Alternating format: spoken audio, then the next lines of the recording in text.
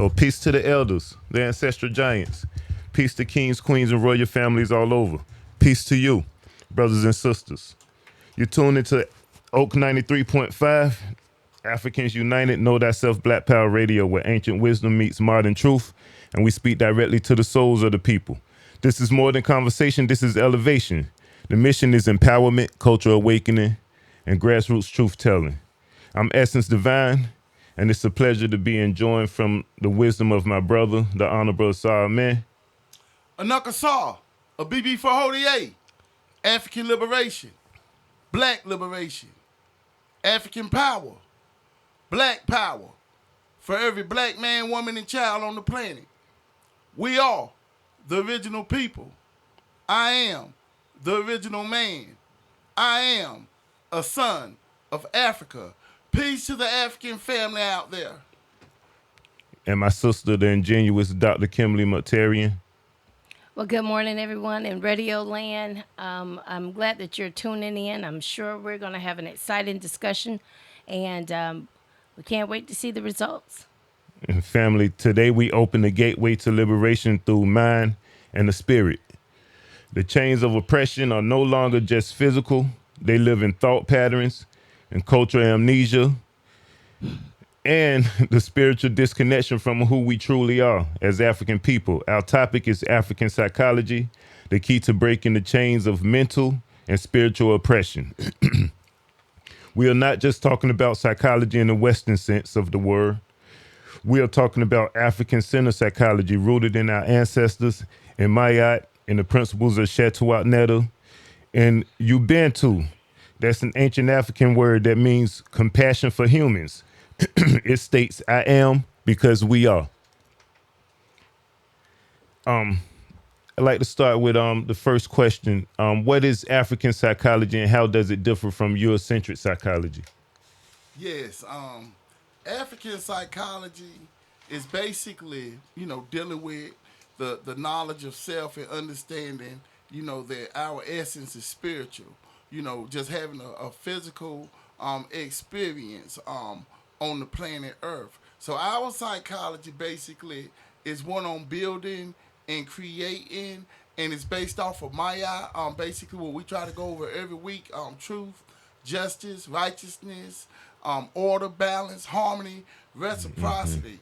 High value principles basically that help us, with our behavior codes, the way we treat one another. So when we're talking about African psychology, right, we're thinking about the focus is always on the group and not so much the individual. Just like when you said, I am because we are. Right.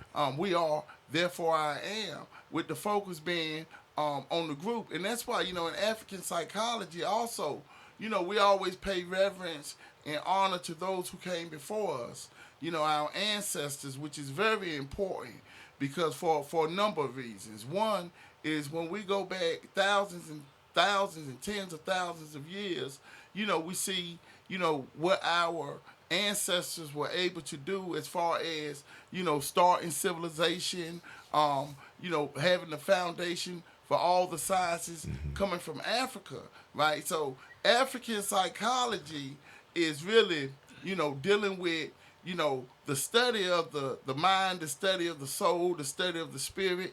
As we broke down, last week, the 9 parts of the spirit and their function. Now, as opposed to, Western psychology, basically, their psychology is to dominate by any means necessary, right? And we can see this, through history, as far as wherever they go, how, their main thing is to kind of conquer. They like having conquest, and they do it any means necessary, through murder, through thievery, through deception, right? Which is, one of the keys. So ours is based off of truth, justice, and righteousness, right? And theirs is based off of Isfit. And, one of their, a French philosopher, I think his last name is Althusser, something of that nature. But, he, he came up, and this was in like 1970. He came up with ideological state apparatus, ISA, and repressive state apparatus, RSA. And basically, what he was doing was laying out how Europeans basically seek control and power, throughout the world by using in the ideological state apparatus. Basically, they use the institutions like the institutions of education, the court system. They use institutions like the church, religion, right, to get people to think a certain way so that they can maintain power and control. And then the repressive state apparatus was like the police department, the sheriff's department, the prison system, right, the military, which is if you don't comply, they're going to use force. So basically, they get you two ways: through ideology and through repressive measures, such as force. And this was a European that basically came up with these concepts talking about Europeans. So it was rejected a lot. But if we look at it, we can see that being played out in the United States government, basically through institutional and systemic racism, right, as a means of oppression. And then basically also when you look at the mass incarceration, right, that's repressive state apparatus. So they repress us, not only through force, but with the threat of force and the threat of incarceration. So it's very important to understand the African view of mind, spirit, and community to continue. So just to break some of that mental oppression or psychological oppression that we're under, you got to understand the African view of it. So I want to go into a letter that was printed out in what was that, October the 29th of 2021 by the APA. APA is I'm sorry, American Psychological Association. Yeah, I'm sorry. No, you're fine. Yeah, so it states apology to people of color for APA's role in promoting, perpetuating, and failing to challenge racism, racial discrimination, and human hierarchy in the U.S. The American Psychological Association failed in this role, leading the discipline of psychology was complicit in contributing to systemic inequities and hurt many through racism, racial discrimination, and I'm sorry, I can't even get the word out. Denigration of people of color, thereby falling short of its mission to benefit society and improve lives. APA is profoundly sorry, accepts responsibility for, and owns the actions and inactions of APA itself, the discipline of psychology, and individual psychologists who stood as leaders for the organization and field. The governing body within APA should have apologized to people of color before today. APA and many in psychology have long considered such an apology but failed to accept responsibility.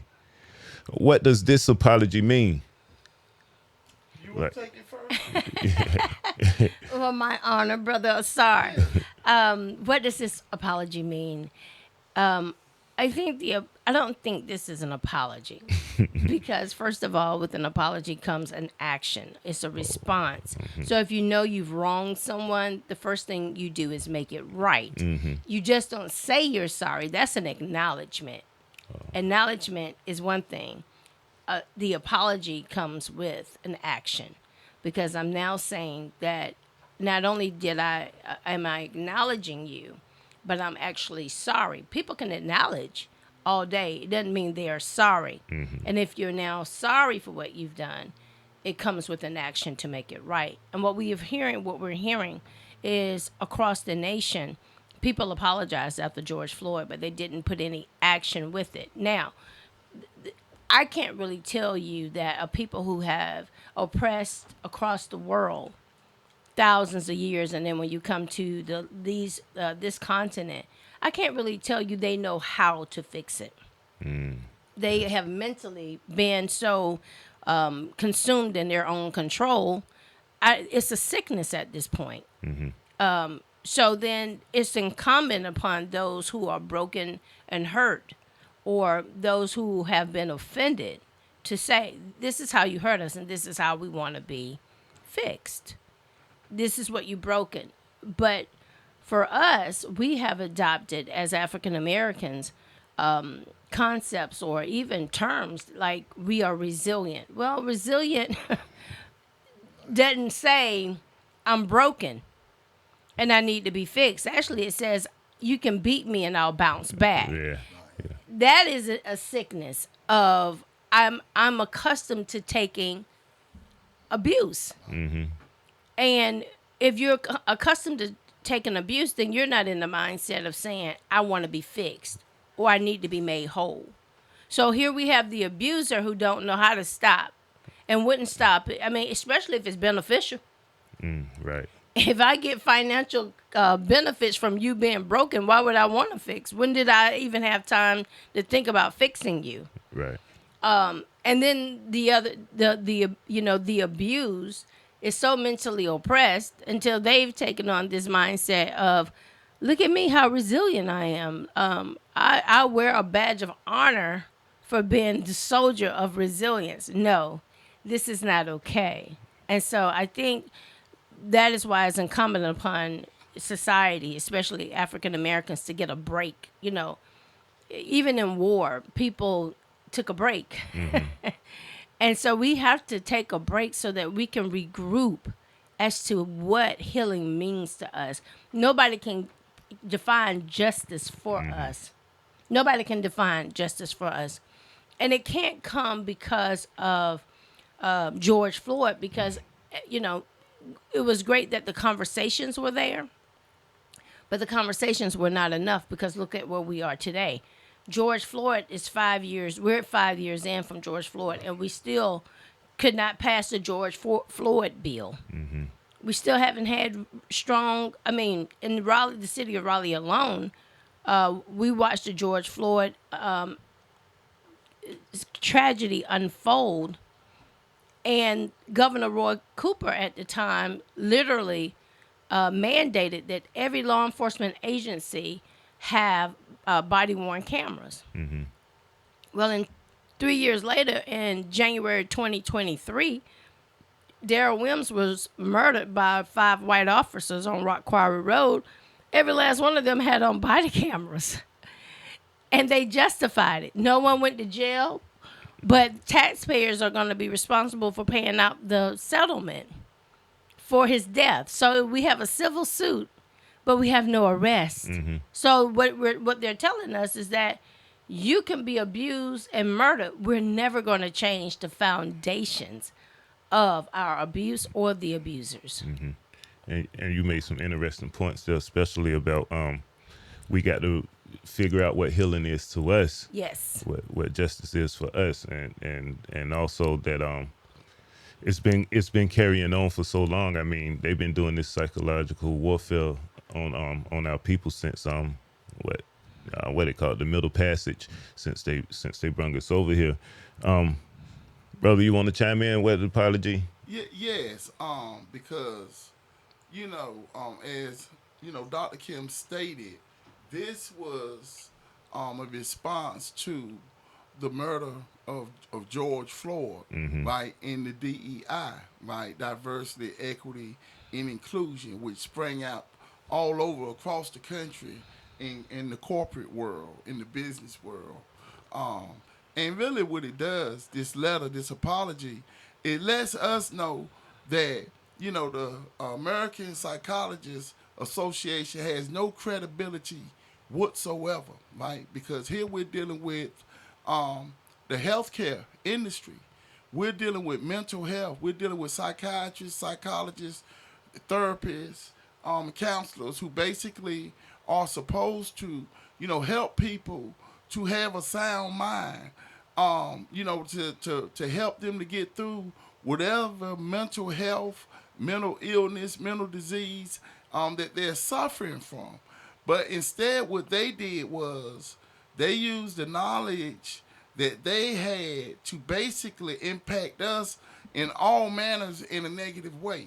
right? Because they're and I've been saying this, for the longest, as far as the misdiagnosis of our children through the education department, right? So basically, what they're admitting is that they intentionally misdiagnose millions and millions of African American children so that they can put them on psychotropic drugs and start messing the minds up at such a young age, right? So for all you know the um the listeners out there, right? It's important that we take these documents very seriously when they tell us Yes. in our face what they have done to us to oppress us and exploit us, and at the same time make millions of dollars off of the oppression, right? So of course capitalism plays a major role when you look at what the admission of the American Psychological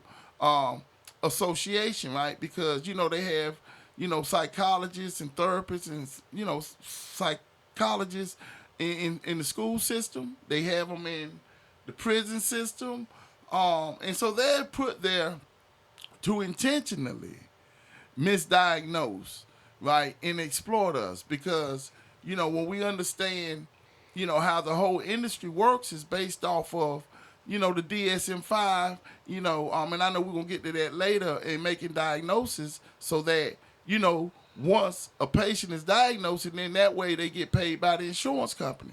So of course it's a money scheme and it's a money scam, right? Just like basically how they used us to fuel the global economy, during the time when they had us enslaved as a people, right? So here it is, 2025, and I know that this apology, the letter was written, October 29, 2021, but that should open our eyes up, right? Because it should open our eyes up that we should never let them assess us, evaluate, or examine us or our children. It lets us know that the whole mental health industry, and it's a big push, everybody talking about mental health, is a farce. Ooh. It's a lie. Come on. It's a fabrication, right? It's a fantasy within their minds, right? Where they feel like they had the power and control to mess up millions and millions and millions of black people's minds, whether they children, whether they're, adults, or whether they're our elderly, right? And then they give us these psychotropic drugs that don't do nothing but increase, the mental illnesses that we suffer from. Right. Brother, sorry. Could I please just jump in here? Let me say how powerful that analysis of where we are. One, because a sick people should not be able to diagnose others. Right. That's right. Yeah. And I think that's the first foundation is that anytime it takes you 400 years plus to even acknowledge that you did something wrong, Right. you're sick. Yes. Something is wrong. First of all, you have a hard time accepting responsibility. Anybody who can't take responsibility are not accountable adults. So your entire institution, like you said, is a forest. It's built off of something fake. And it's a form of survival, really. It's a form of their survival to stay in control.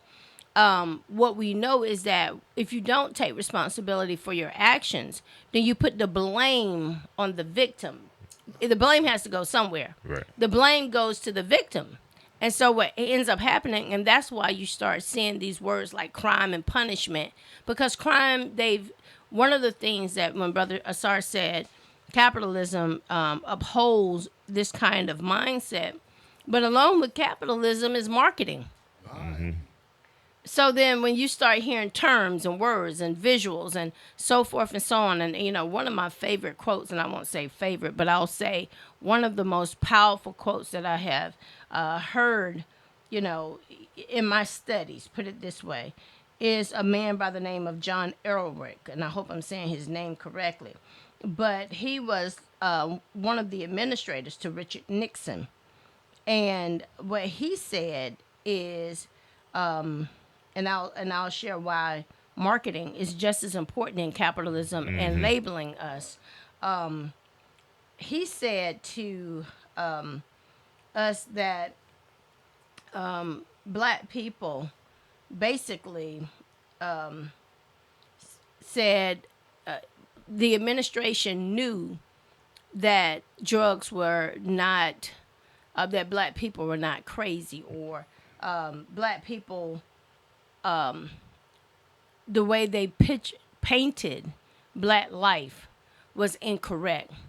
In fact, they had their own campaign to go inside the neighborhoods, demonize the people, pretty much get them hooked on the drugs, and vilify them night after night on the evening news. This is what he said.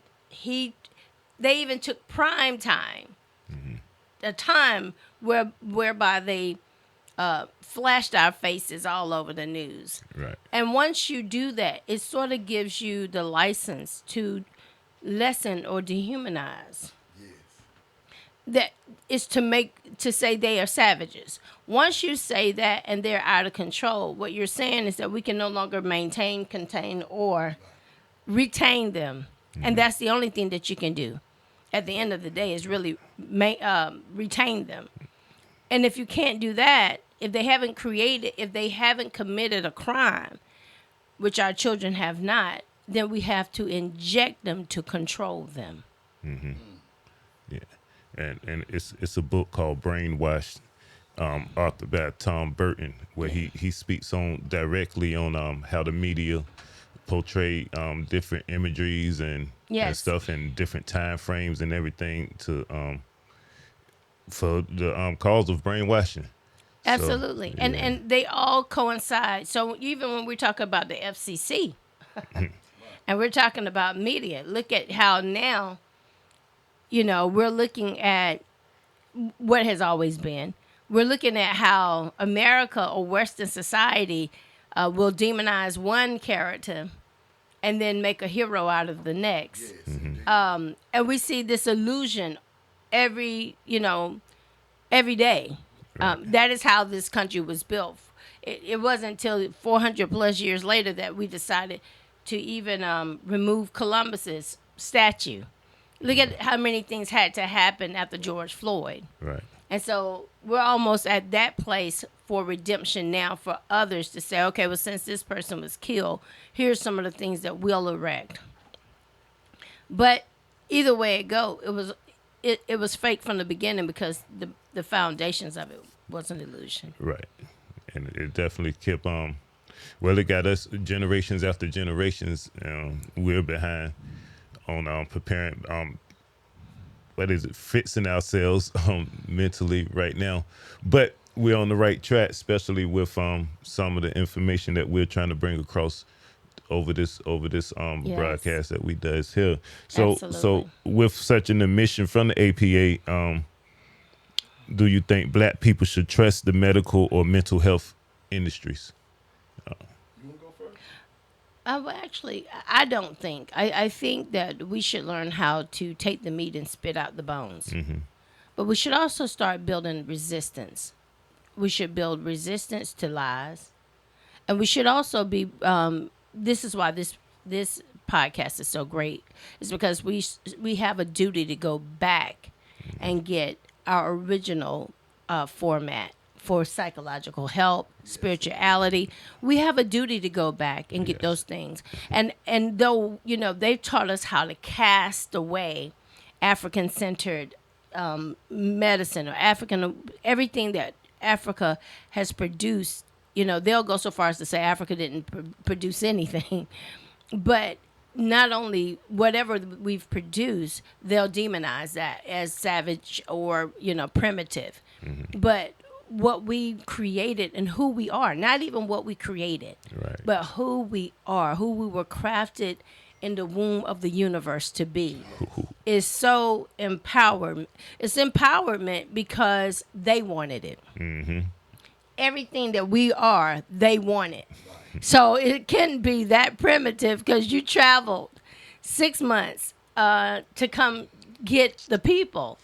And you wouldn't even allow your wives to nurse your children because you felt like what we had was much better. Okay, so again, It is essential that we recognize our own value, and that we have something. I think that's why we call this "Know Thyself," Right. because when we know thyself, we know that what we have is is long lasting and spiritual, never ends. It can't be voted on. It can't be manipulated or marketed. It's just who it is. And once we say this is who we are, we don't have to, spend much time trying to convince people. All we have to do now is produce. And I think, we've gotten so, those institutions that Brother Kevin mentioned, train the people to believe that what they are getting will help them survive in the Western culture. But as we can see, it doesn't produce anything but a bad letter. Right. Right. Yeah. Yes. Go right As ahead. far as should we trust the medical industry, whether it's physical health or mental health, absolutely not, because we have all heard about the Tuskegee experiment. We all heard about Yes. basically what they have done to our beautiful queens. For what they consider to be the sake of science. We understand the mortality rate for our babies and for our women, right? When they're having a baby and stuff. So, the evidence is there, and with an admission like this, even though we knew this even before the admission, but what the admission does is gives us documentation, Yeah. right? So that we can get this knowledge out to our brothers and sisters, not to be so quick to trust a doctor or a mental health, because at the end of the day, their goal and objective is to make money in that profession. So if they want to misdiagnose anybody, of course they're going to misdiagnose us before anyone else. That's true. And also, not only that, they're going to try to make as much money as they can off us while trying to kill us at the same time. Right. Right. So these things are important for us to understand. For our professionals, right? For our Black, African American professionals in the mental health industry. Call 'em out, right? Brother Kevin. It's so important, right, for us to take a look at the Association of Black Psychologists, who I feel like, their mission and their goals and objectives as far as to help us heal our minds, through an African-centered psychology is powerful, right? Yeah. Because anytime that you're using the oppressors psychology, you're working against yourself and you're working against your own people, right? So it's so important for the brothers and sisters who go in this field to understand the value of the knowledge of self, right? Our whole study is on the mind and the spirit when you're talking about African spirituality, right? And when you understand the way we break down the 9 parts of the spirit, right, that is the study of the soul. That is the study of the mind. That is the study of the spirit. Understanding its functions, right? Our whole teaching is based off of Maya, right, which is truth. So if we're dealing with the American Psychologists Association and they make these admissions, it lets us know that they have not been truthful. That's right. And whatever oath that they had to take in order to become psychiatrists, psychologists, or therapists. Come on. Right? So with that admission, right, really to be honest, I feel like they should tear it all down and build it all up again. That's correct. Right? That's And take the African psychology route. Because the African psychology route is like when we talk about Shetawatnetta, That's good. it enjoins equality between all people. Yes. Right? Because we can live on this planet with other people in peace. It's the Europeans who feel like they have to dominate. And that's why Western psychology isn't good for us. So that's why I'm asking our professionals to really start looking at the ways of our ancestors. Because if we go deep enough, we'll see just how powerful we are as a people. Yes. And then once we start to regain who we are as a people, and then we'll know to do the right steps to protect ourselves, and we'll start taking our children out of these school systems who intentionally try to destroy our children's minds. Yeah. And you you brought up the Association of Black Psychologists, the ABPs. They actually crafted a response to the apology from the APA. But I want to ask you a question or two before I want to make sure I state that response. Well, let me ask you real quick. How has colonial education shaped the way African people think about themselves?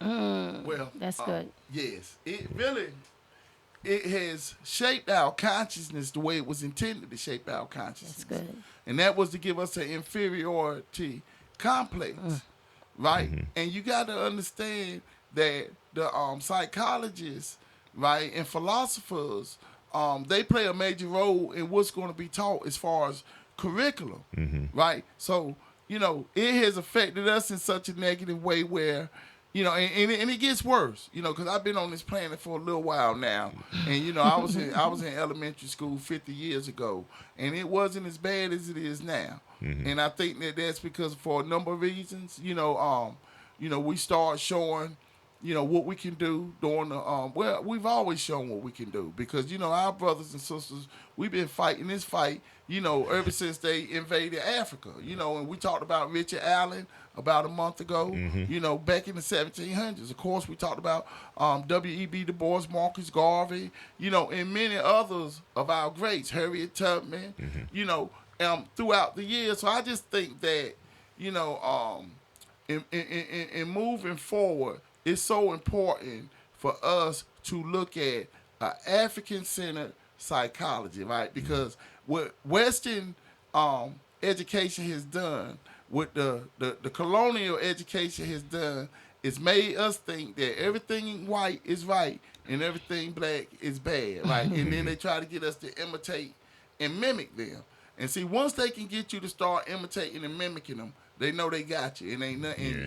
And ain't nothing you can do about it, right? And we speak on this, often about those who would rather take on the ways of our enemies than to look at who we are as a people, And me, being the founder of KCSSU, Committed Cultural Science and System of Unity, I've seen this over the years. Yeah. That's That right. once we start stepping up and speaking about African liberation, black liberation, African power, dismantling institutional and systemic racism, a lot of brothers and sisters start stepping back, which is cool. Right. Because if you ain't strong enough to fight for liberation, move to the side, right? Right. Because we need warriors, That's right? right. We need people who understand how important this fight is. They still, black brothers and sisters coming up missing daily, right? They just hung a couple of our young brothers a couple of weeks ago. It's just so many different negative things that are happening to us that if we don't have the consciousness to understand what's important and what's not important. That's why when I see brothers and sisters, step back, and I understood, to be honest, when I put my organization together when I was in federal prison, I knew how hard it would be here in the South because of the Southern mentality, because of the enslavement and so many other factors, right? And I'm not, I understand it's hard for us, to accept the position that we're in the game that has been played on us. But we have got to open our eyes and understand that there is knowledge and information out there that's going to help us to heal our minds so that we can, get back to where we need to get back as a people. Yeah. You wanna chime in on that? Absolutely, Brother Kevin. We have to take the reins, because it's out of control. Right. And when I hear you talk about the importance of the African, the Black Psychologist Association, here again, all roads lead back to the money making engine. How many HBCUs do we have? How many Black psychologists are we graduating from HBCUs? Right. And see, the issue is once they come out, they have been prepped to go into the white cultured world to assimilate. Right.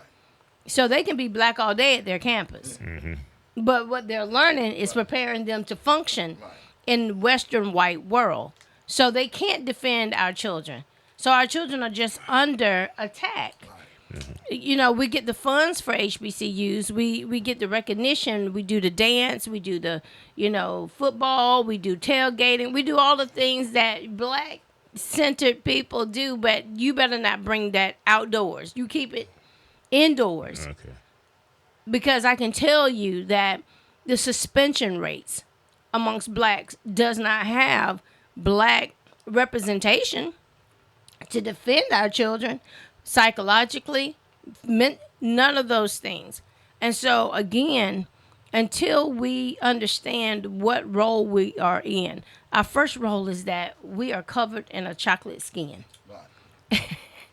And nobody from the outside should dictate who we are, why we are, and where we're going. That's right. So then, if nothing else, we should be creating an incubator to hold the information of knowing thyself, and that our institutions should reflect that, so that we can say this does not work for us. We are not contracted by life to assimilate with something that is wrong for the rest of our lives, Yeah. and carry a bill with it called student loan. So Right. now, not only do you make me learn the wrong way, you bill me for it.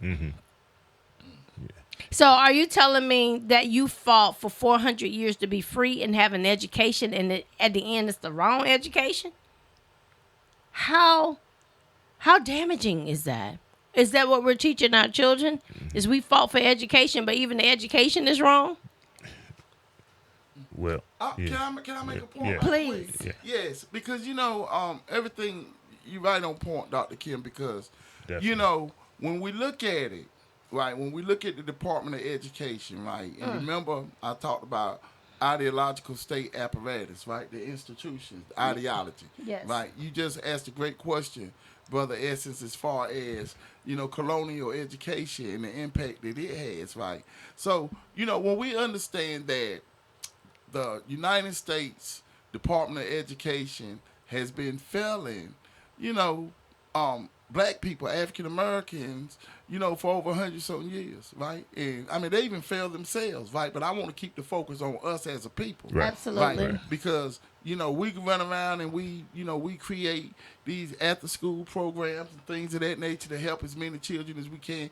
But how much help is that really when you have millions and millions of children who are not getting the proper attention, right? That's Because right. every one of us in here, we can read and we can read fluently, and so can all of our children.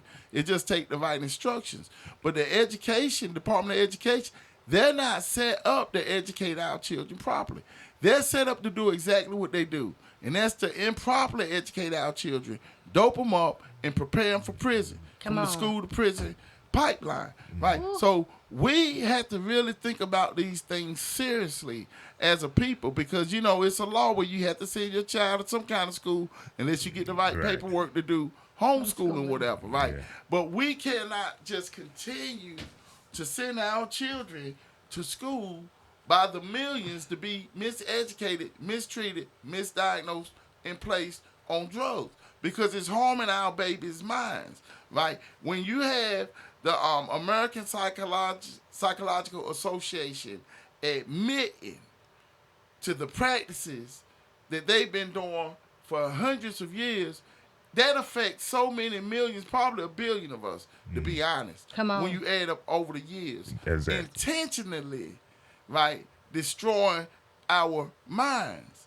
right? So why do we send our children to these institutions when we have the evidence of what they're doing? It's not to educate, it's to miseducate. That's right. We need our own schools to focus on reading, writing, mathematics, world history, Yes. culture, right? Ethics, values, principles, everything basically, that we teach. We need all these so that we can build strong children, because like Frederick Douglass said, it's easier to build strong children than to repair broken men. That's why we have to start early, right? So when we understand with the The American Psychologist Association has admitted, and we understand that they have a lot of their employees in these school systems. Yes. Right? We can't just not look at this seriously. We have to look at this with a keen eye. And we have to really understand that, every time we send our child to school, we taking a chance with our children's minds. Actually, we're dumbing them down. Right. And let me say this, Brother Kevin, like you said, the responsibility falls on us. Right. And not only, if you'll notice, Western society has packaged so carefully their mission and their message in a way that, it looks civilized, but it's actually uncivilized. Yes. And it is a form of oppression. So now what we have to do is not even, I think sometimes they've taught us how to handle them. And so when, what made Black Lives Matter so important is that they took their argument to the streets. And so now we have to what has to come beyond the protest is now the message of what, and let me say this. As soon as the previous murder, Charlie Kirk just happened, immediately marketing came to play. It says we are going to define who is a Christian and who is not, who is savage and who is not. If they were liberal, I mean, they had no motive as to what this guy did or why he did it, but they immediately called him a liberal. So it's always this quick, instantaneous sensation to label, to get in front of. And so all of these things that we see is to quickly dominate the mind by creating the narrative. Right. Now, everybody else in the background can be like, oh, no, this is not the right narrative. But nobody's fighting equally so to combat the narrative. And so we end up just taking what is being given. And that's a form of psychological oppression. Yes. Because next, once they label you, they give you a remedy for the labeling. So they diagnose you first. Yes. And then they give you the remedy. And for us, it's either incarceration or medication. Medication, yes. So now, instead of fixing them, they're quote unquote fixing us. And then once George Floyd comes, it goes, oh, well, we're sorry. We did something wrong. So then how do we fix you? See? Right. Indeed. How do we fix you? Yes. And actually, that is what HBCU should be focusing on. Right. How do we fix the system? Not how do we join the system? How do we assimilate with the system? No, how do we fix the broken system? Right. You keep saying it's broken, but how do you fix the system? Because something is wrong. And let me say this. Please note, audience, that the American Psychological Association, I'm almost for certain, have at least one black employee there. Oh, yeah. Yes. But did you see how they took responsibility for white supremacy as a whole? Which means who you have there already is complicit. Definitely.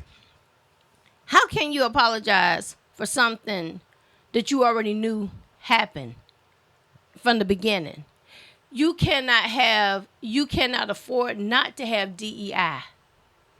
But like Brother Kevin would bring out, and you as well, Brother Essence, when you talk about when white people even say, this is a problem. This is a problem. When people say we should have done this before, and I'll give you the prime example and I'll move on for you.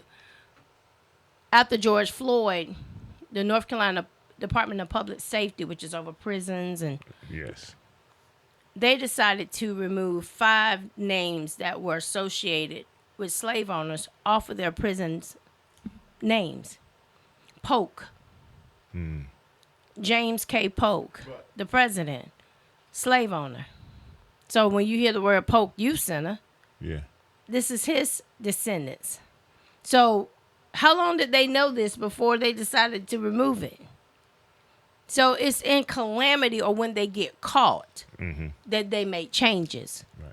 When are we going to demand a system that says you are a criminal if that's how you think? You when you get caught, then you change.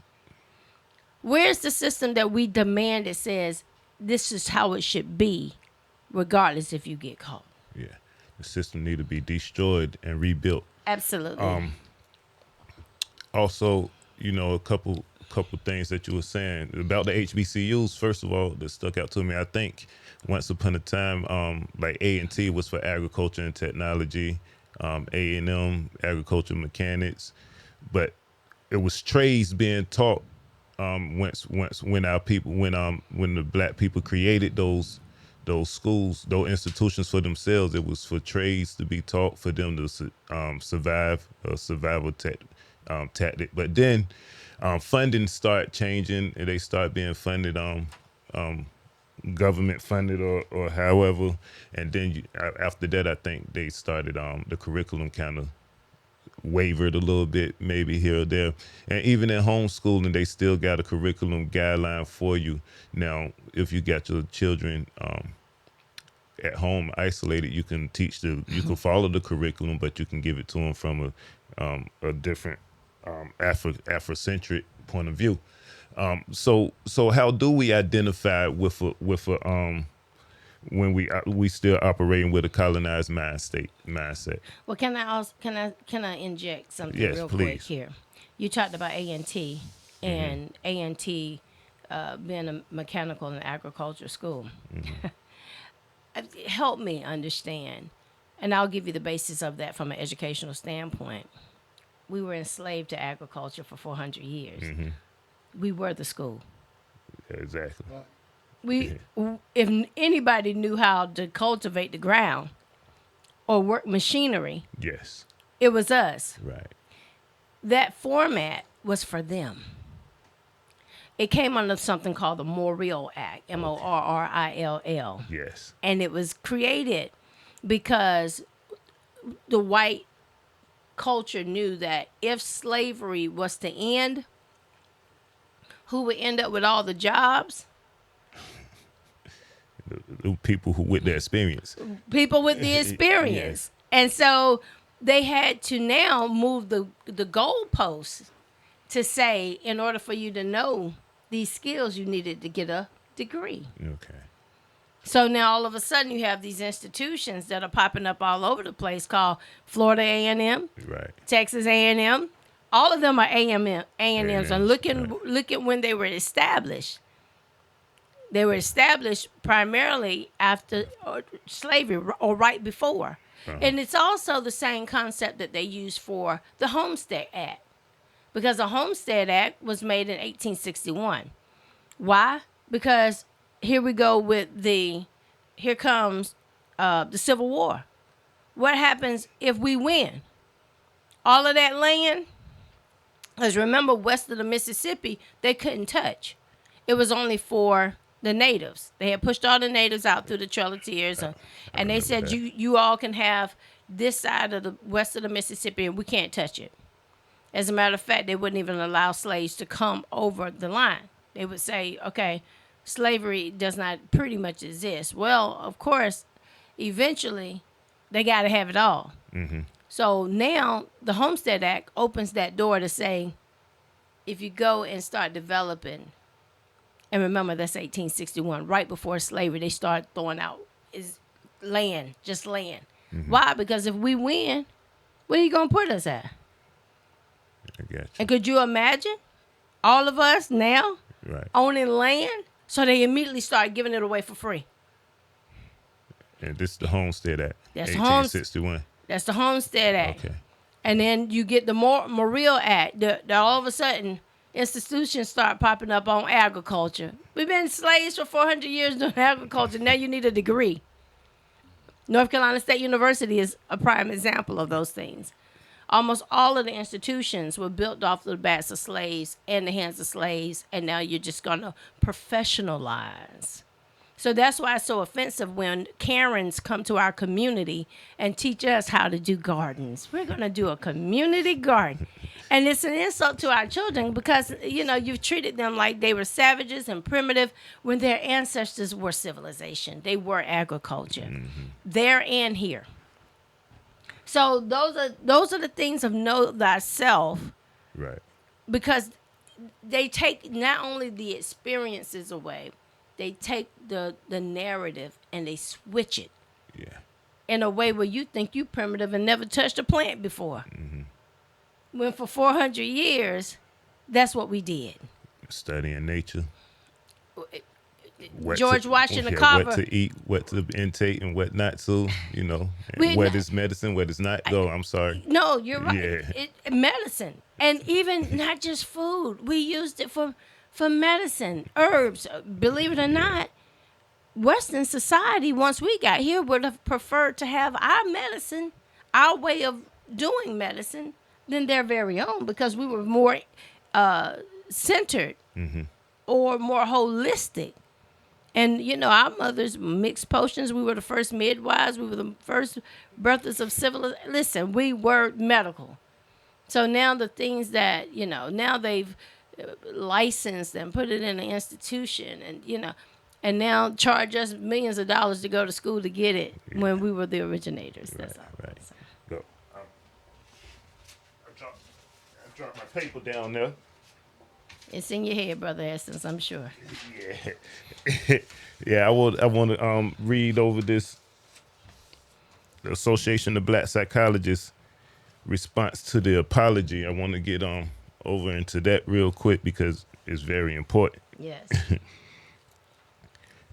The American Psychological Association cannot simply dismiss the full history of Euro-American psychology that is rooted in legacy of the of pathology of whiteness with a simple apology and questionable claims to now combat racism, oppression, and white hegemony.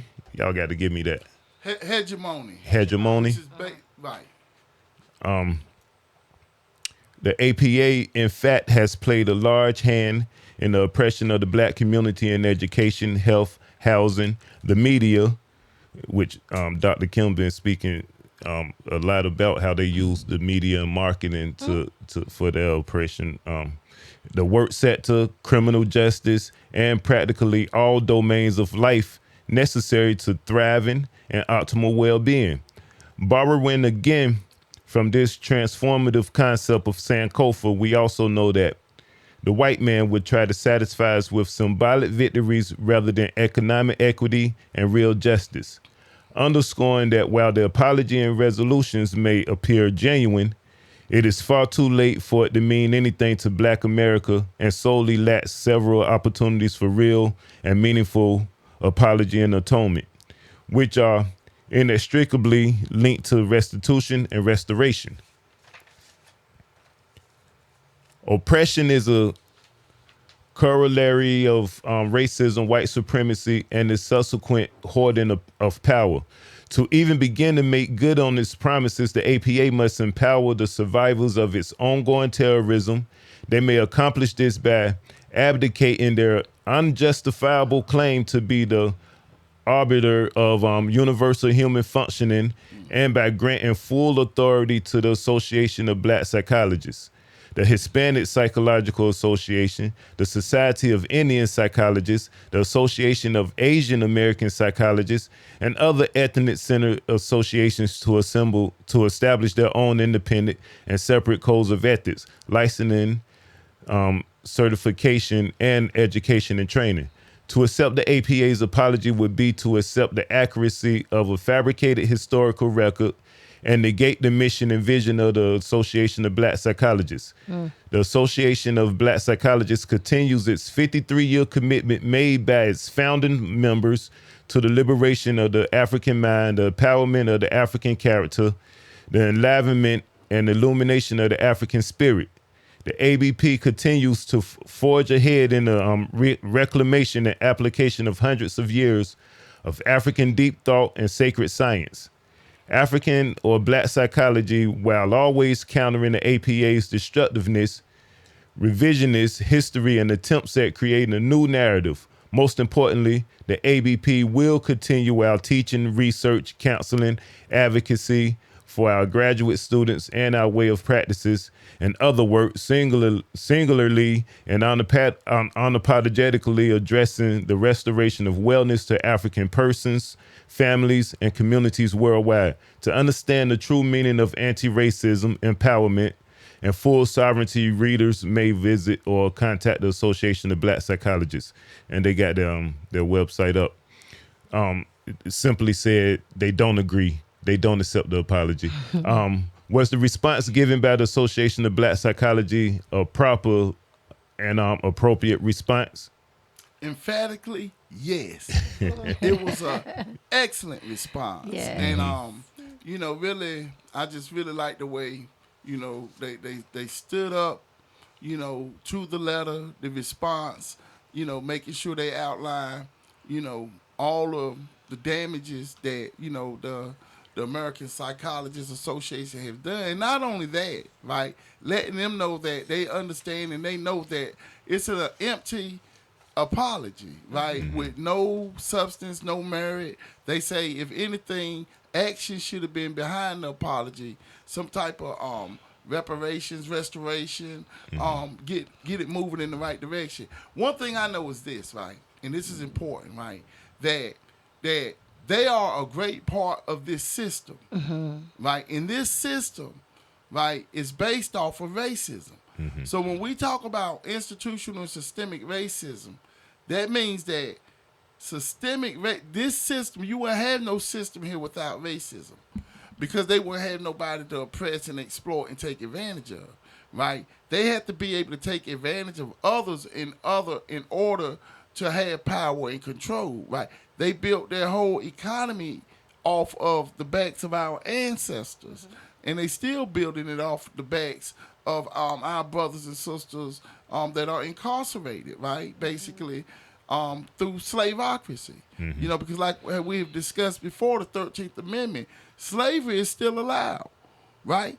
If you get locked up, and who are they locking up? They locking up our young brothers and sisters, right? Enslave them. They're making more money off of it now than they did when we were enslaved as a people, right? And then when you understand, the mental health aspect to imprisonment, as far as the evaluations, when they call pill call, you ought to see everybody running out them dorms, running to go get some pills, to go get their medicine, for a number of reasons. You know what I mean? So it's a $1 trillion industry, and we're the target. And I think that, what the Association of Black Psychologists, right, when they talked about Sankofa, right, and Sankofa basically is an African tradition where we go back in the past and retrieve the knowledge and wisdom and instructions from our ancestors. But even though we're looking back, our feet are still facing forward, because we understand that we can't stay stuck in the past. We have to take that knowledge and wisdom and apply it to today, because the knowledge and wisdom and the principles and values that our ancestors left are eternal, right? And when we live by them, it's going to give us strength. Right? So when we're talking about psychology, it's important for us to understand in African psychology and philosophy, the knowledge of self is the basis of all true knowledge, right? And when we're dealing with truth, we're dealing with Maya. So if we don't have the knowledge of who we are as a people, we're not going to be able to counter and combat our enemies who seek to destroy us mentally, right? The Association of Black Psychologists, they understand this very well. That's why they talk about saying Kofa. They understand how we have to go back. They understand how we have to understand our culture, our values, who we are as a people, the spiritual aspect of who we are, which is our essence, right? The first question you asked was about African psychology. And that's understanding that we are spirit, right? The Honorable Elijah Muhammad, he said that the white man is a devil. And a lot of people got mad at him. right? But if you look at their actions, their devilish actions, right? So they also asked the question, can the devil be reformed? Emphatically, no. So we shouldn't try to reform anyone who don't want to be reformed, who is oppressing us, exploiting us, and abusing us. We have to open our eyes. They really don't mind making an apology because they feel like it's nothing that we can do about it, right? And they also know that what they're doing is systemic. It's systematic. It's systemic racism, right? So if you can treat African Americans, misdiagnose them, and give them medicine that's going to destroy their minds, right? That lets us know that we're really not considered citizens in this country because no one treats their citizens like that, where they intentionally damage the minds of millions and millions and millions of people, right? So when we really go back and we look at the Constitution and its inception, right, in what was it, 1787, it's important for us to understand that they said that we would never be a citizen of this country. And we need to take them words seriously, what they said, right? That's why it's so important for us to have the knowledge of self and to understand that we have family throughout the diaspora and on the continent Africa, where there's 1.4 billion of our brothers and sisters, right? Because the only reason why we're here now is because of the captive of our ancestors in bringing us over here, right? When they brought us over here, we were Africans, and we still are Africans, right? Just because we've been over here for so long doesn't take that away from us, right? A lot of people like to say African American, right? And the thing to understand, what part of American are we, right? Because do they treat us like we're an American citizen? No, not at all. Everything is done in a systemic way to practice racism against black people. When you're talking about racism, you're not talking about nothing but black and white. That's all you're talking about. Ain't no in between. When you talk about, and when we look at this country, a government that would admit to institutional and systemic racism and try to act like they're doing something about it. It ain't nothing you got. Just stop practicing racism. But it's taught, right? Just like when we did the podcast about countering and combating modern day lynching, right? We talked about the white man who said, that when he was growing up during the lynching era, to them, to kill a black person was just like killing a dog. Right. That's their mental psychology, the way that they think, right? So they're the one with the mental illnesses and the mental diseases, right? So our brothers and sisters, we have to open our eyes and understand we've been hit in the head. We've been miseducated on, like Carter G. Woodson said, the miseducation of the Negro. But not only have we been miseducated, we've been targeted by the healthcare industry to physically take us out and murder us, like the Tuskegee experiment, and also through the mental health industry. Right. And we got to understand the FDA works hand in hand with this also. Yes. That's the Food and Drug Administration. Yes. Yeah, so they played, it's a war going on from all angles. And it's their institution. So, of course, they align themselves together. Let me say, Brother Kevin, when you talk about the origins of, and I always appreciate when you say, I am the original man. First of all, black people or melanated people have to get out of the word having to use terms given to them by westernized culture.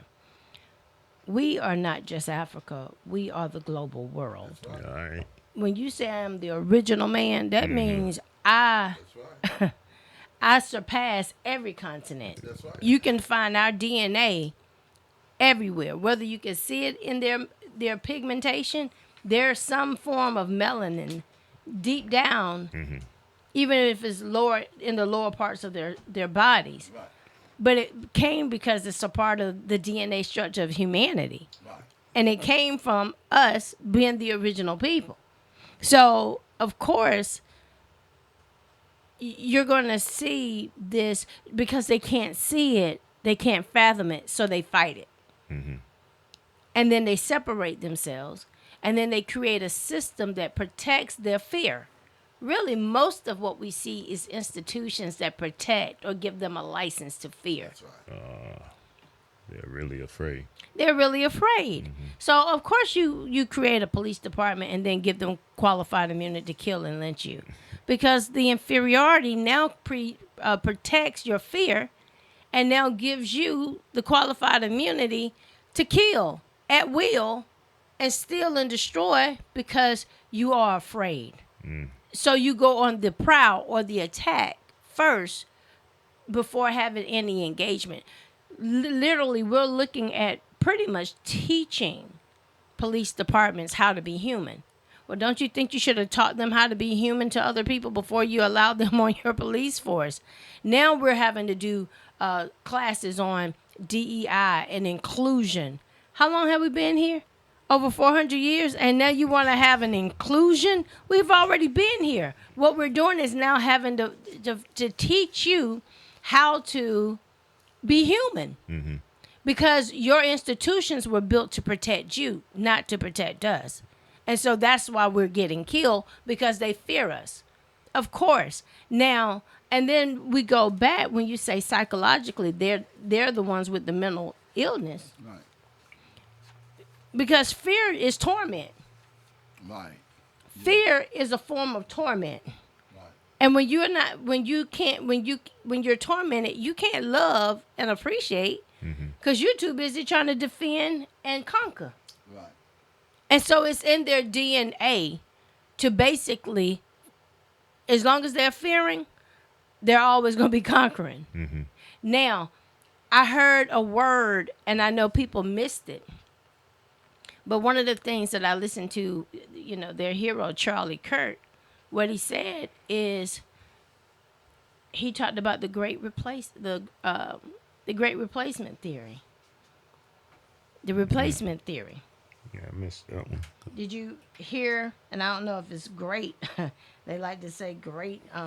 But the replacement theory is where they fear that at some point, melanated people Right. will basically overtake. World power. Yes, based off their melanin alone. So they look at our melanin as a form of a threat and dominance. That is a constant threat, because our melanin is not going anywhere, which means anytime we're in their presence, they're always going to feel intimidated, unsure. And once you do that, you're always going to have to create laws to protect that imagery. Protect who you are. And so guess what? Of course, you're going to get a trigger-happy police, because he already intimidated. Okay. Of course, he going to let out, instead of 1 round, he going to let out 30. It's only one person. Yeah. You don't need but 1 bullet. Why do you need 30 rounds? Because psychologically, it's so much impacted from the intimidation. You just basically gave them a career, a license, and a degree to use their fear or project their fear. So that is why when George Floyd happened, immediately their institutions started apologizing. Because it runs deep within all of their institutions. I'm thinking, what are y'all apologizing for? You didn't put your knee on nobody's neck. Yeah. Oh, but you did. You did. And you have. And it's embedded in the foundation of your institutions. Yeah. Derek Bell stated that itself, that it's embedded in it's embedded into their whole system. The racism. I think what's that? The critical race theory. I'm sorry, I'm getting ahead of myself. Maybe a tad bit. Well, how can African-centered education rewire the psychology of our people? Well, African-centered psychology is where every black person or African person on this planet will benefit from. I like to talk about. I love talking about the wisdom teachings because that's a real big part of African psychology, is to seek to be wise, right? And like in the book of Ptahhotep, it says you can tell a wise person by their good actions, right? That's When, important. when he or she That's speaks, good. his or her lips are straight. The wise have eyes to see and ears to hear that which will profit the offspring. Right? Yes. See, our future generation. That's being wise. Right? So African psychology is dealing with, spiritual enlightenment, which is to know thyself. Right? Right. And which is also what? To number six in the virtues of a initiate. Have the Okay. ability to act with wisdom. Okay. Right? All of these things are more important. So African centered psychology, right, what that it don't take us back to 1492 or 1619. It takes us back tens of thousands All right. That's of good. years, Yes. right, where we can see a lot of the foundations of civilization through our ancestors, the importance of the family structure, which is our whole spiritual foundation, the ark, right, the divine womb, the phallus, and the uniting knot, right, which is the child, right? So we understand that, you know, these two um, are complementary, the male principle and the female principle. So we come together in a divine union. This is African psychology, right? The importance of family and the importance of how we're all connected and we're all family, right? Yes. African psychology is dealing with one for all and all for one, right?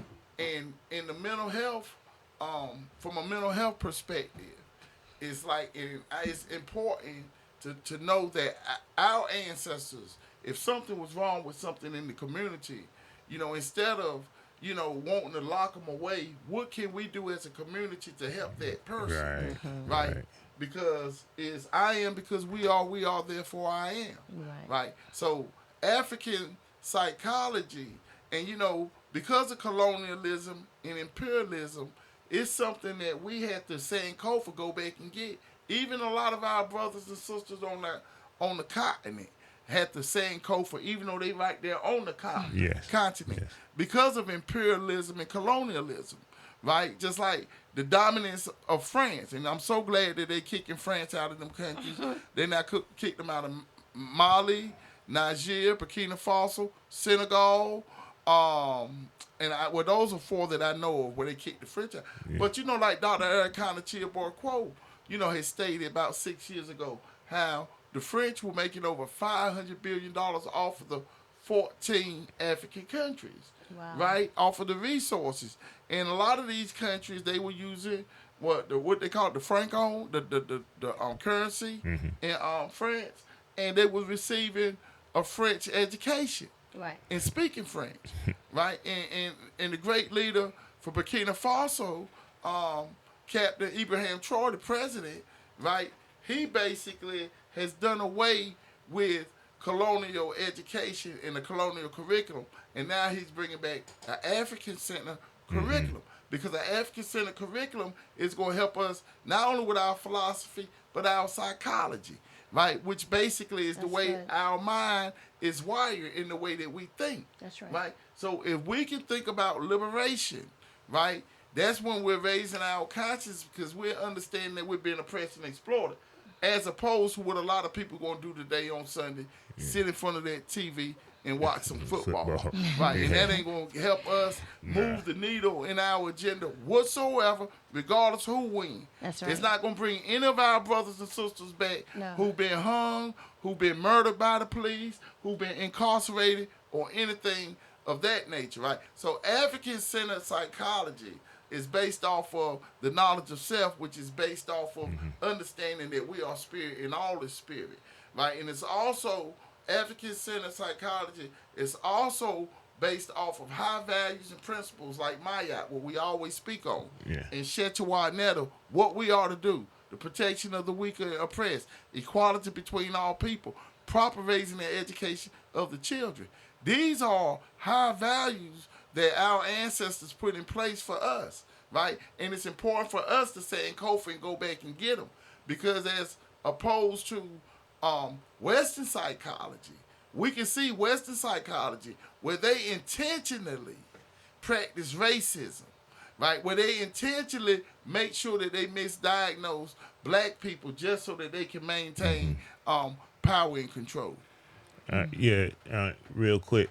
Um, I'm sorry, Dr. Kim. You're fine.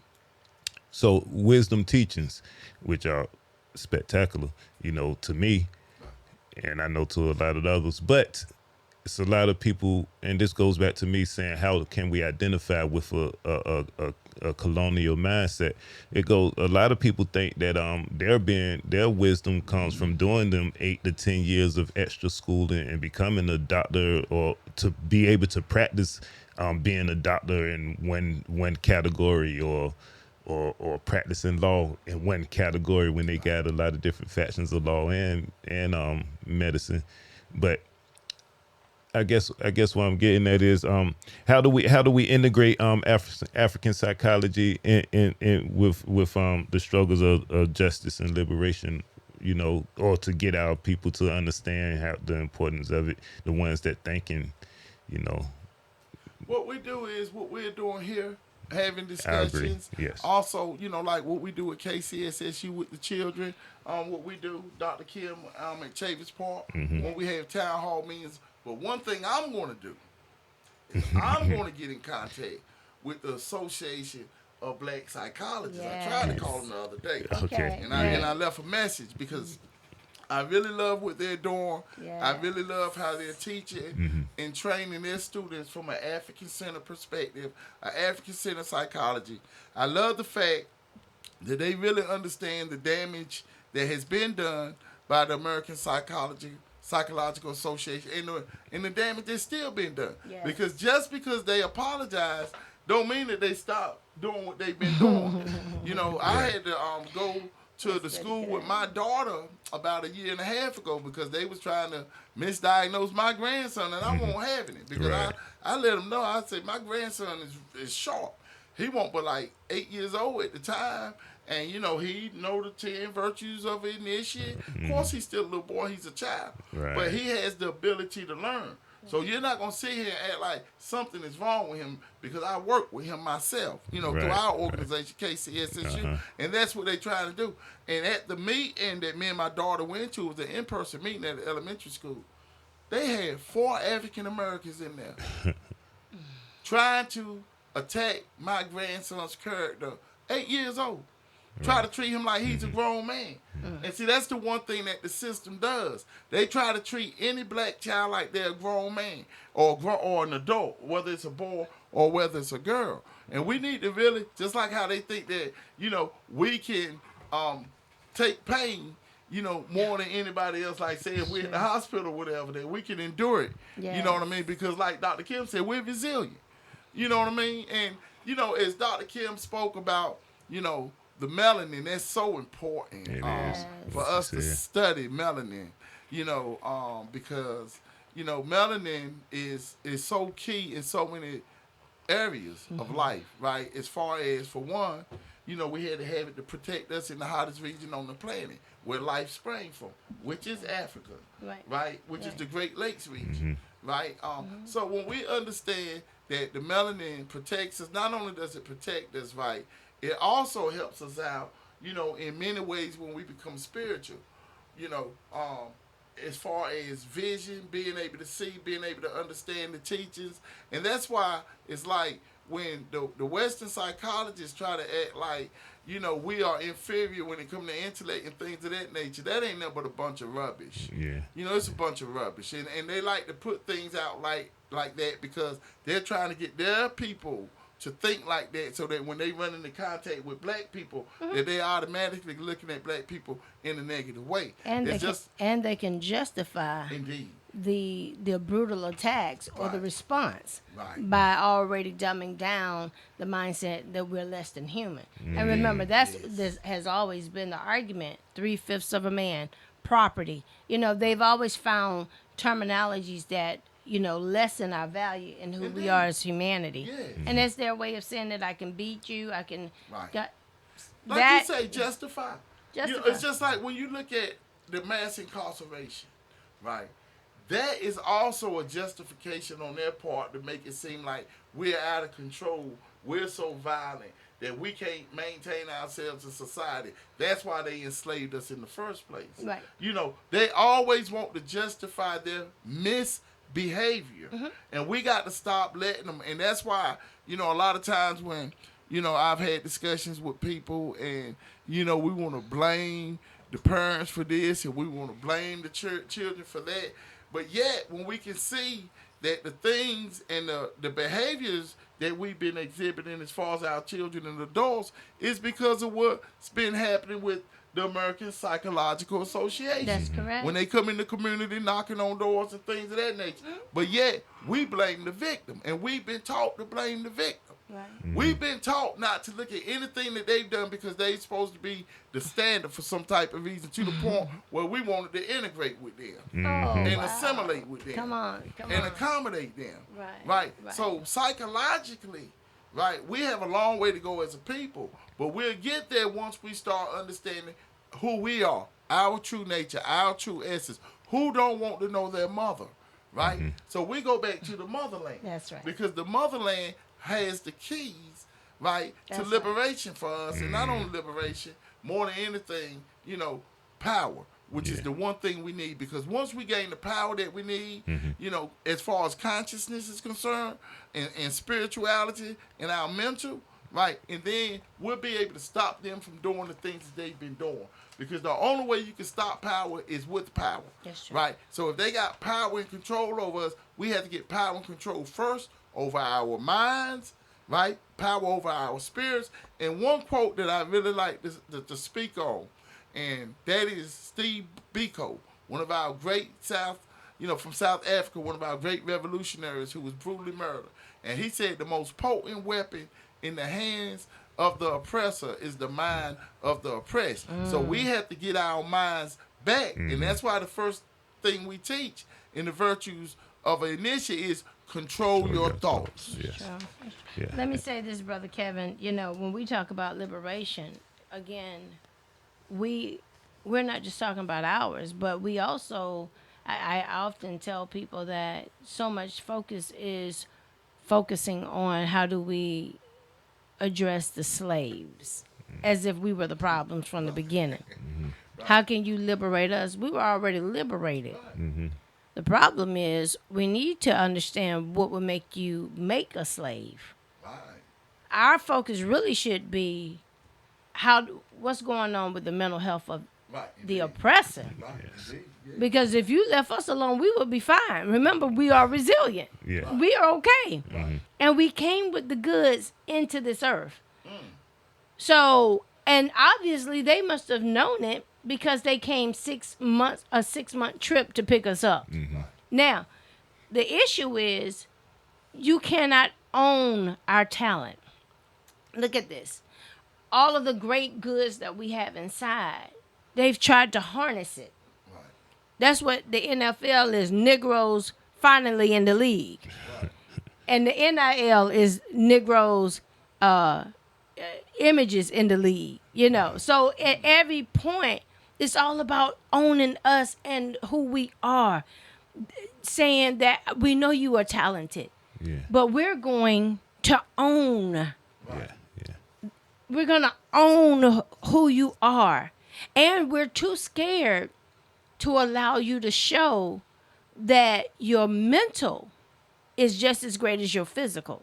So they'll let us showcase our physical talents, but they would be scared to death to showcase our mental, because even that, they would have to patent it. Remember now, everything that we created, we gave away freely in Africa. We didn't just patent things and say this belonged to us because we knew it belonged to the greater of society.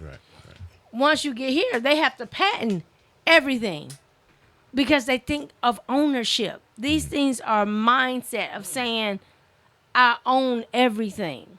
But in a freelance society, a free market society, a real market says that if I don't have cancer, but I have the cancer cure, I'm going to give away. Yes. I don't need to own that.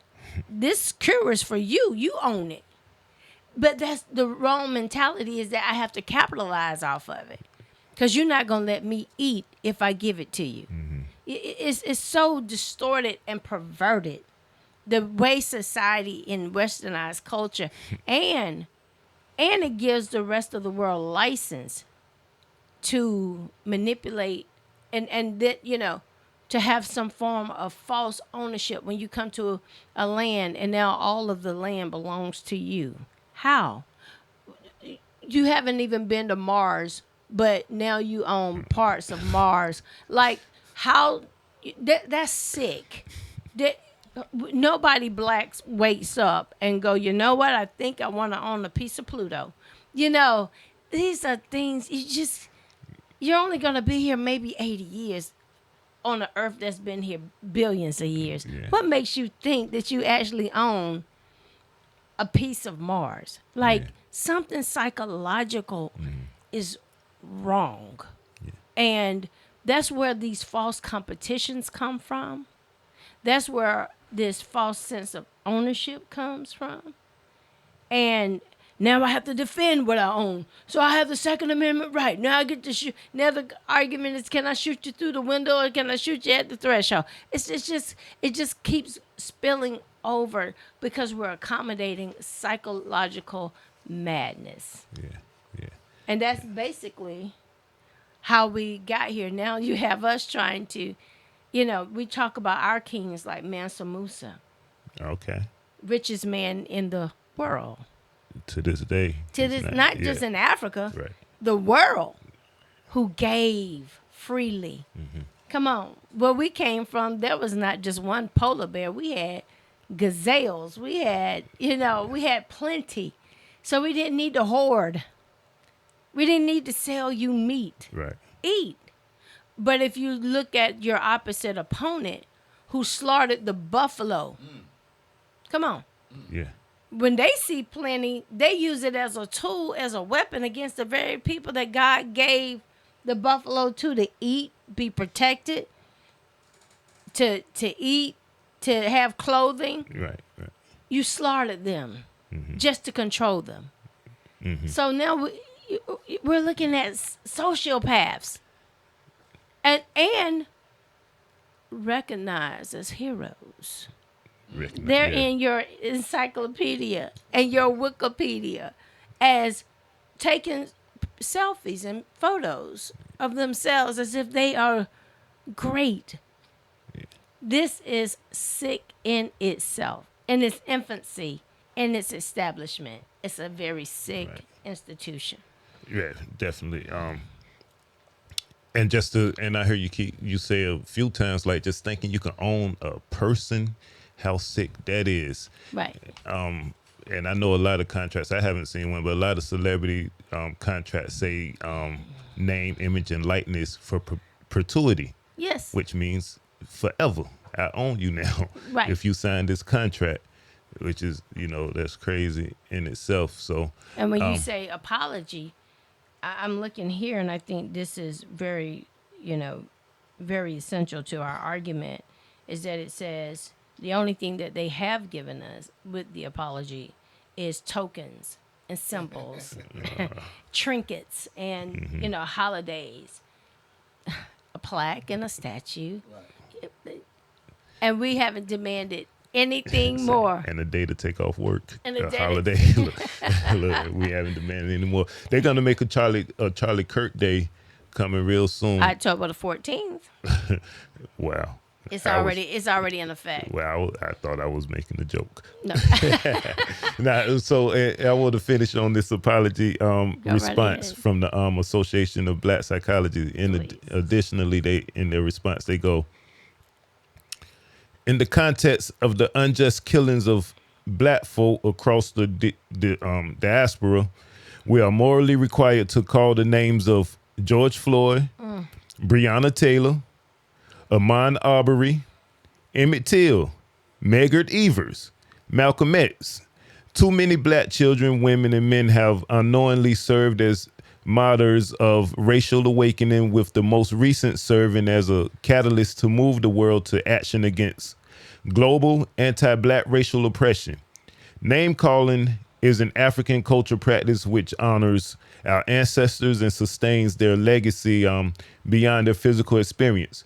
We call this practice looking back to inform and map an optimal future Sankofa. I'm sorry, I broke that up.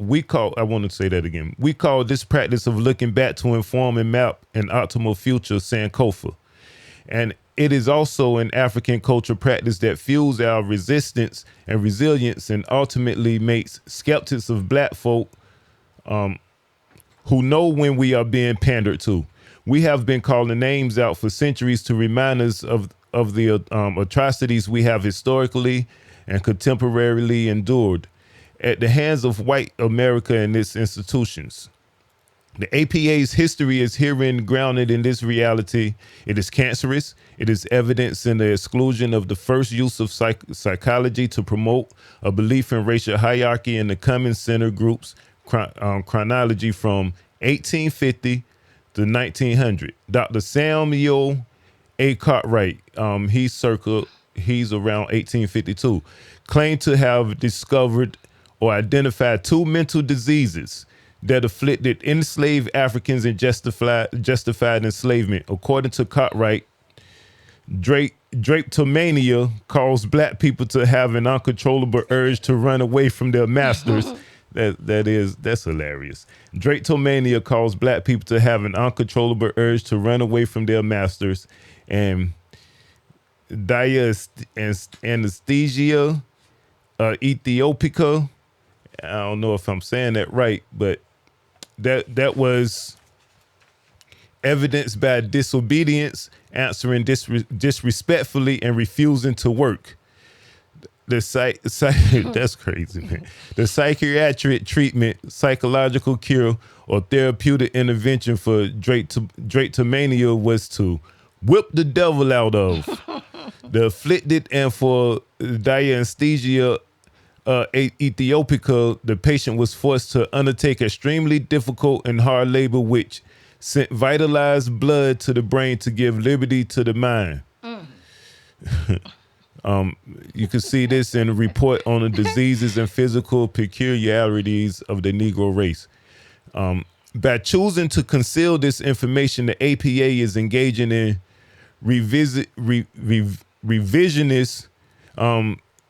historiography by attempting to shape a narrative that is pleasing to and acceptable by its constituents. What are your thoughts on Dr. Samuel A. Cartwright and the mental diseases that he made up? He was a fraud. To even call him a doctor is really crazy because, and to think that... Brother Kevin, say it again. Brother Kevin, would you please affirm that for the people? Yes, to even call him a doctor is crazy because, it just shows their mentality, their psychology, and their sickness, that the ones who they got leading them in dealing with psychology could make up such a thing, right? That, somebody escaping from being abused, depressed, and enslaved, that's a mental illness, wanting to be free. So to want liberty is a mental health illness. Right. It's a mental disease, according to Samuel Cartwright. And then the other, and I don't even know how he came up with the word he came up with, right? For those who they felt like was disrespectful, or those who they felt like didn't really want to work and stuff, to the point where they would beat them, to the point where the blood would rush to the mind and liberate the mind. Please. So at one point you're talking about liberating the mind through enslavement.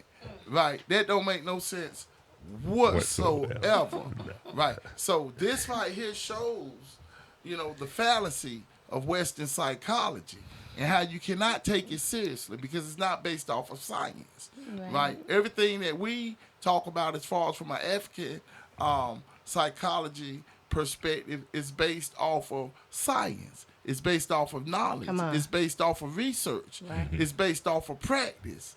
Right. But to tell somebody, that something is wrong with you. You have a mental health illness because you don't want to be a slave. Shows how crazy you are. Yeah. Right. So I think that that's a perfect example of the Western mind and really how basically they think about us as a people. I really could care less how they think about us as a people. Right. My thing is how we look at ourselves as a people That's right. and deal with one another as a people to deal with this enemy that has intentionally and deliberately tried to destroy us as a people. So, Brother Kevin, can we go on the record as elders in the community? And I have a doctorate in understanding spirituality, Right.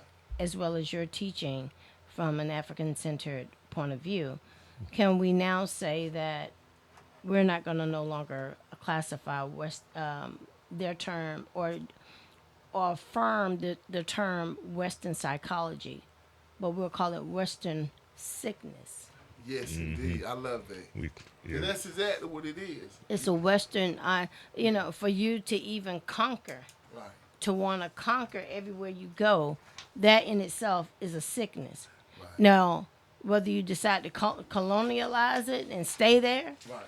and kill everybody to get it Right. and steal all the resources and then cut off everybody's hair, take off the war paint, rape everybody, whatever, how far you're going to go, we're not going to even engage that. Right. The fact that your intent when you came to a land and encountered people, you automatically believed that it was your duty to oppress, suppress, and regress that population is a sickness in itself. Yes, indeed. It is. Yeah. So, you said you got a doctorate in I would say spirituality. spirituality. Yes. Okay. I want to first. Let me stay on course. I want to ask something. right Let me ahead. stay on course here because the DSM-5 or Diagnostic and Statistical Manual of Mental Disorders, Yes. 5th edition, Yes. is a comprehensive manual published by the American Psychiatric Association. It serves as a key reference for mental health professionals, providing standardized criteria for diagnosing various mental disorders, including descriptions and symptoms. The DSM is essential for ensuring consistency in the diagnosis and treatment of mental health conditions. A revised version known as DSM-5-TR was published in 2022, updating some of the content. What is that in the Cleveland Clinic? Why is DSM-5 so important in the mental health industry? Because it's a bunch of lies. That's why it's important. Right. And when we recognize it for being what it is, right? Because we just read about Sam Cartwright. Yeah. Right. And what he considered to be mental health issues, mental health illnesses and diseases, like wanting to be free and not wanting to be a slave.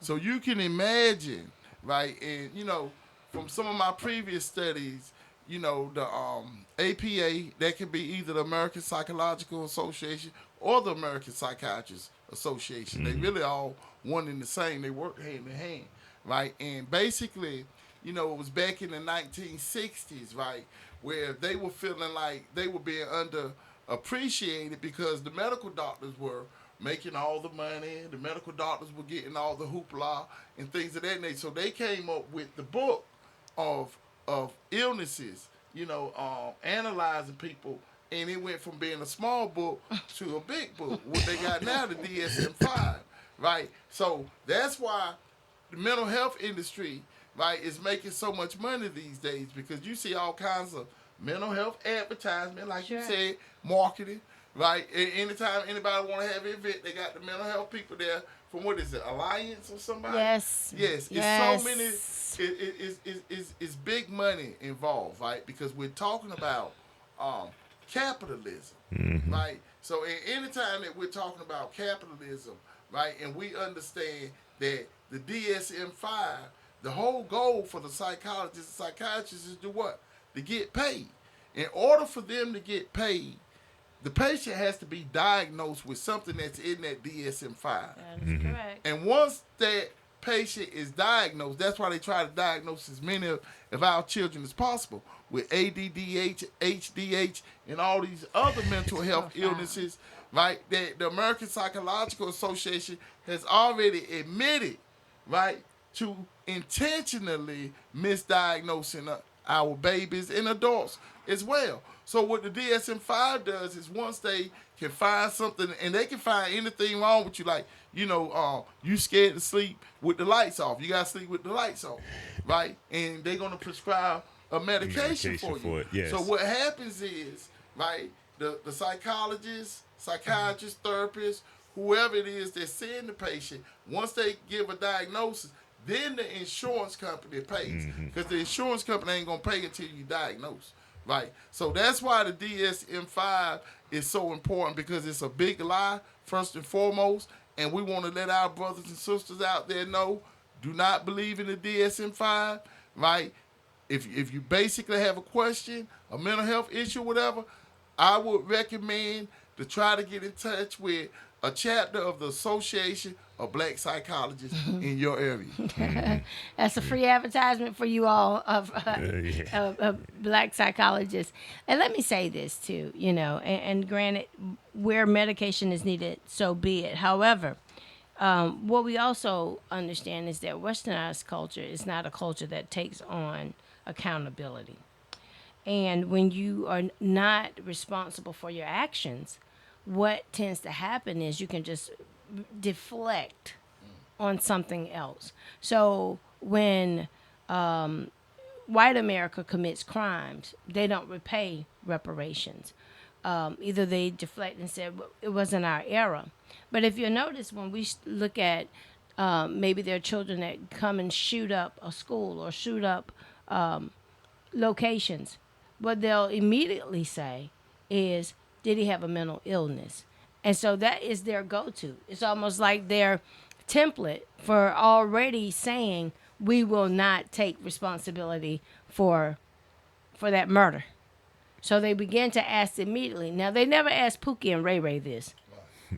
Pookie, you got any mental problems? Are you stressed? Are you depressed? Even though Pookie and them have been seen on Instagram, autograms, showing all kinds of forms of anger and stress and guns in their hands and money. They showed you they got money issues. That's why they're showing you the money, or value issues. They show you it, and they talk about it in their music. I'm popping pills. I'm trying to chill. I got to steal, and I done robbed you. And they tell you 30 ways that they are really under a form of mental health. But it's not considered when they go to court. When little Alan or little Tyler shoots up something, the first thing they want to do is figure out what was the cause.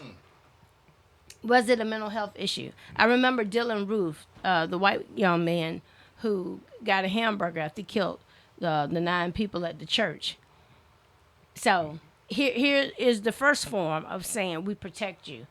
We'll give you a hamburger. Right. We won't allow them to demonize you, because we're going to give you something, the American pie. Right. And then when he went before the judge, he blatantly said, I hate black people. I did this on my own account. And the judge said, no. And he said, and I want to represent myself. So basically he said, please don't even use your resources on me.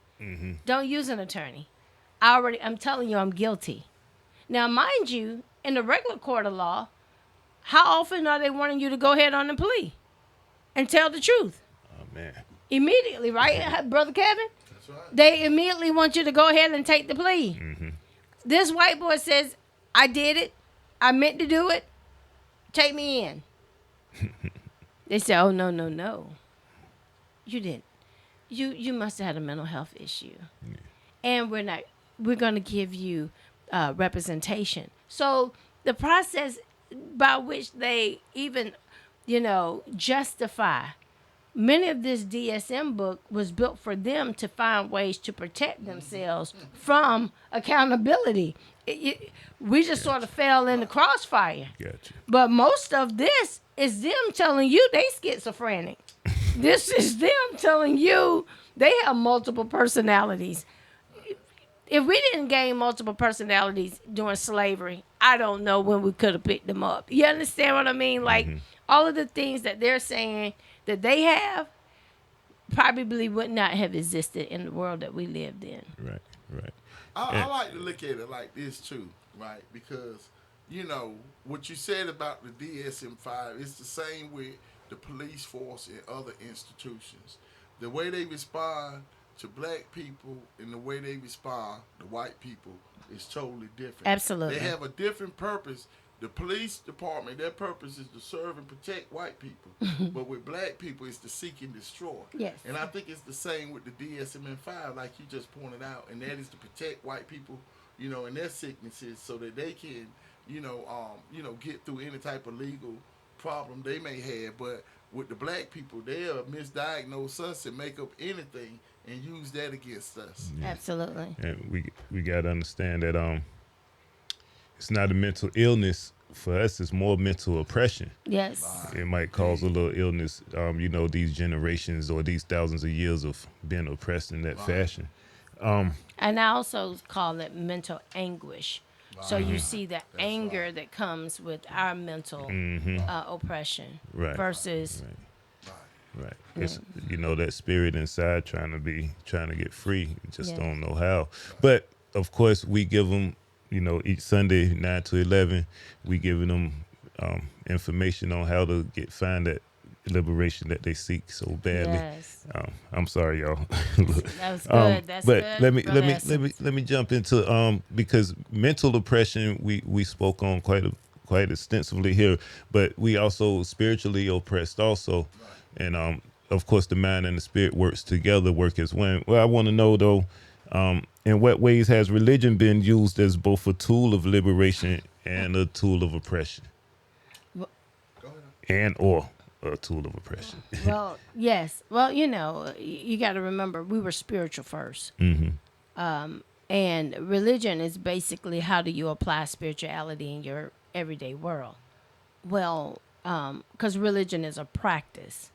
So you're spiritual because you were formed and fashioned at the higher being.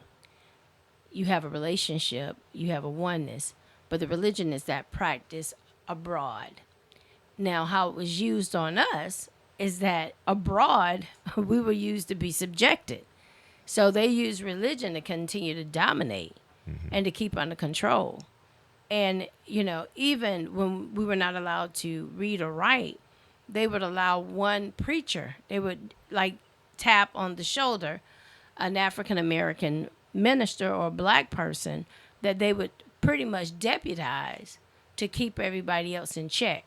And that same concept is here today, where black preachers, in a lot of cases, are either used for one or two reasons.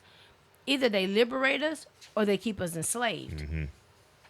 And what we see is that the master, quote unquote, supplanter, used to take particular scriptures of enslavement, and that would be the only scriptures that could be used amongst those preachers. Nat Turner was one of them initially. Nat Turner was hired basically to go from plantation to plantation and teach what the master told him to say to the rest of the slaves. And it was only to obey your masters, do unto them and serve them with kindness. And even slave narratives, I read them quite often. And I see how we have succumbed to becoming more enslaved than we are liberated. You have slaves saying they love master, and the good Lord is going to deliver us. They knew it was evil, but they didn't think they were deserving of it. They would say, in the by and by, we would get our, I'll get our liberation or what have you. But they knew it was wrong on this side. And those preachers used religion, the system used religion to keep us oppressed. Yes. religion. Um, when we look at Islam and the Arabs, right? Basically, they were the first to enslave our ancestors. So religion was used as an oppressive tool. Yes. And then the Christians came, and they brought our ancestors, took them all over the world, and enslaved them, right? And like what we spoke on before, about, what Pope Nicholas V and the Papal Bull, which Come was a on. document from the Vatican, Yes. basically that in their eyes gave Portugal permission to go into Africa and enslave. So, when we understand the foundation of the enslavement of our people, we understand that it was based off of religious factors, right? And many of our brothers and sisters are Christians, and many of them are Muslims, right? We know that, but we're just basically speaking on facts, right? So that in itself, right, shows us that they never had our best interests at heart, and it's a miseducation, and it's not an African-centered approach, right? For one, and now as far as liberation is concerned, right? When we talked about Richard Allen back in the late 1700s and Absalom Jones Yes. and what they was able to do with the Free African Society, fight for liberation. They were free men back then, but they was fighting for their brothers and sisters, right?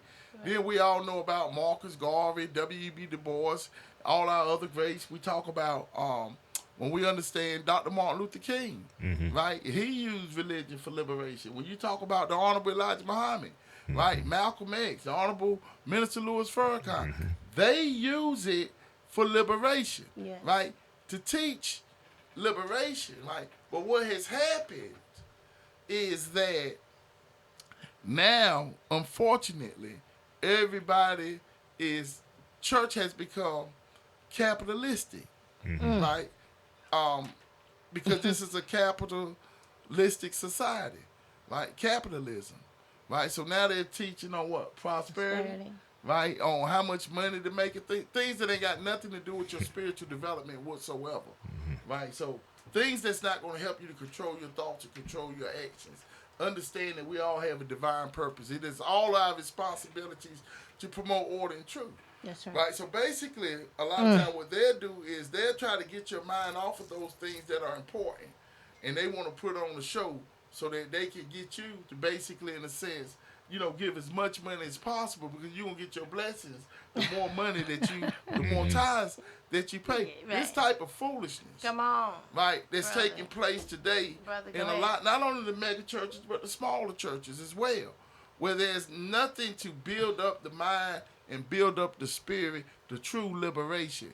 Because now instead of liberation, they want money, right? And I think that when we start looking at capitalism, we'll understand that capitalism is not a friend to the black man, woman, or child. It's not. It's an enemy to us, right? So basically, when we understand, like when we talk about the sharing of the resources, that's more of dealing with, being a community that works together, sticks together, builds and creates wealth together. Brother Kevin, and you said, today's church is more focused on prosperity. And what I translate in my head when I look at the application of that is really ministers wanting to be like Massa. Yeah. Right. They support So, white supremacy. so Right? they really, and that's why we see this influx or this derivative of black preachers who are now pro-Trump or because they, because they too want the prosperity that they see Trump have. They don't want to live modest lives. They want to live exclusive and elegant and exquisite lifestyles. And who Trump acquires in rap music, in music, is our rappers. How many of our brothers have referred to him in their lyrics? Because they want to be like him. They want to, and they want to explore. They don't mind exploiting the rest of the community to get where they need to go. So whether they drop lyrics that talk about, promiscuity and overly sexualization and irresponsibility and murder, those things, they don't care anything. There is no one is peddling God, and the other one is peddling poverty. Right. So, but whatever you peddle in capitalism, if it works for you, make money. And so that is where we are. That's why they are attracted to Trump. Right. They're attracted because Trump never liked to pay his bills. Trump didn't like to pay his taxes. Trump is avoiding taxes like the church avoid paying taxes. Okay, wait a minute. The 501c3 tells you that you don't have to pay any taxes. Look at how they've modeled themselves after the same way. So when we talk about religion and culture, everybody in society is supposed to pay their fair share. Why would you not want to pay taxes? Taxes is a way to make sure everybody gets something. Right. Can I add something right quick? Please. And Yes, that sir. is, and I think this point is important, right? Because we talk about religion, and when we talk about Christianity, Oh, boy. the image of Jesus Christ as being a white man with blonde hair and blue eyes is very damaging to the psychic of black people. Because when they come into contact with white people, then they think they're running into the Son of God, when actually they're coming across the son of the devil. That's a great addition, and I want to add it on also real quick just to point out a couple more figures. Clarence 13 Nets, who was pretty witty and keen with the way he brung his message about, because he brung it street level. He was teaching children mathematics by showing them, and I'm not condoning it, but I'm saying you got to reach the way you can reach. He was teaching them mathematics by showing them, rolling dice. They thinking they, maybe gambling or whatever, but he's teaching them, educating them at the same time. And then you got the Prophet Noble Drew Ali, who was very ingenuous with the way he brung about his message. He actually used the Constitution with the freedom of religion. I forget which number that is, but he used the Constitution First Amendment. the First Amendment. He used the First Amendment to implement his temple for nationally, for it to be recognized, so he can reach as many people as possible. I thought that was a pretty ingenious thing to do. But once he got him there, he just strictly taught him about knowledge of self, and that was his main goal. I'm sorry, as always, this is a this is the time that I dislike but it is a time that always comes about. In closing, family, the greatest battlefield is the mind, and the deepest war is spiritual. African psychology teaches us that to heal ourselves, we must first remember ourselves. We are not simply individuals. We are extensions of our ancestors and custodians of our descendants. Breaking the mental and spiritual chains of oppression is not a one-time act. It's a lifelong practice of living by truth and righteousness. Let us commit today to study, to heal, and to return to our roots, because in knowing ourselves, we step into the highest form of freedom. Until next time, know thyself, love our people, and walk in Black Power. This is Africans United, Know Thyself Black Power Radio, where Black consciousness is not just talked about, it's lived. Remember, proper education always corrects error. Peace. Peace. Ooh. Oh, wow. You guys, that was absolutely...